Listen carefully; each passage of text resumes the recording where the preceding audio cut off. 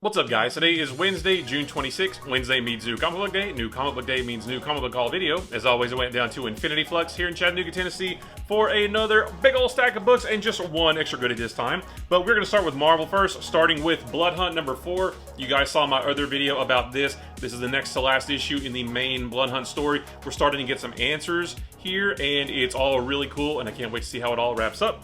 Also picked up Daredevil number 10. Had to go with the Scotty Young Big Marvels variant. Daredevil has never been more adorable, so I like that cover.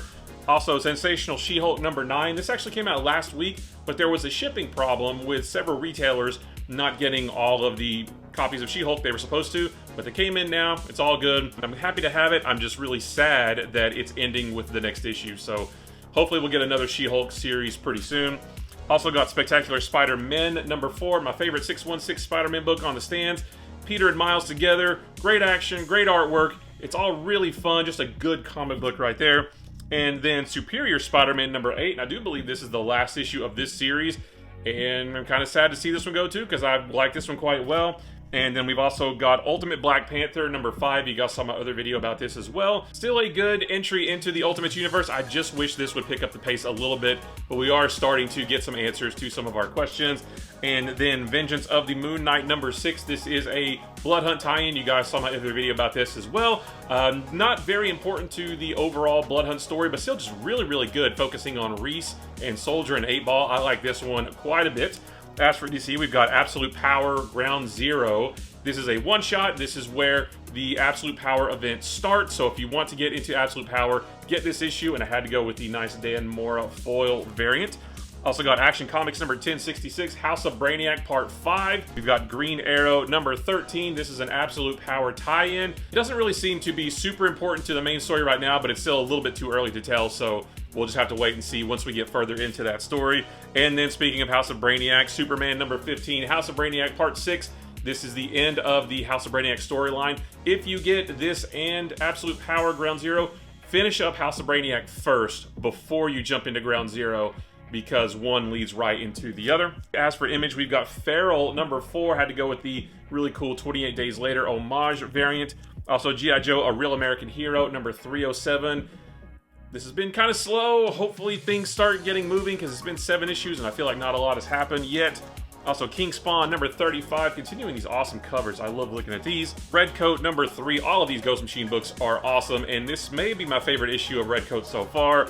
And then speaking of awesome Ghost Machine books, Rook Exodus number 3, my favorite issue of this series so far. We get a glimpse at some other Wardens, and they all look really cool. I can't wait to see them in future issues. And then Void Rivals number 10. This one was really cool. Springer's in it. I love Springer, and I can't wait to see like where this goes, because they introduced some really interesting concepts in here.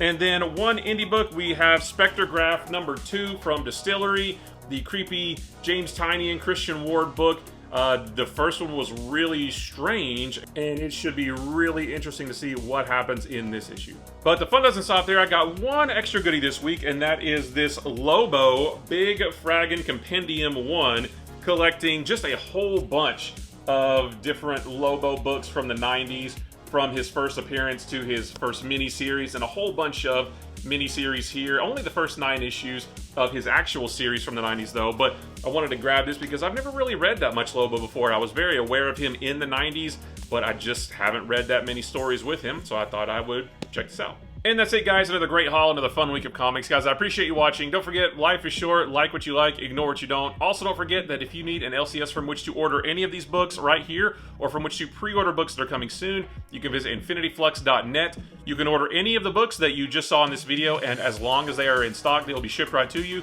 Or you can look ahead to the future, and you can pre-order books that are coming soon. You can set up a pull list. You can pick whichever covers you want, and then when those books are released, they will be shipped right to you. And if you do that, you get 10% off of your order. And if you use the promo code BUMPKINS, you get an additional 10% off. That is a one-time use code, but it does not expire, so you can use it today or next week or the week after. And yeah, use the promo code BUMPKINS for an additional 10% off. Again, guys, I appreciate you watching. Be sure to like, follow, subscribe, stitch, share, ring bells, and smash buttons, and add to stories, and duet, and stitch, and repost, and whatever else you got to do on whatever platform you're watching this on for more videos about these books throughout the week.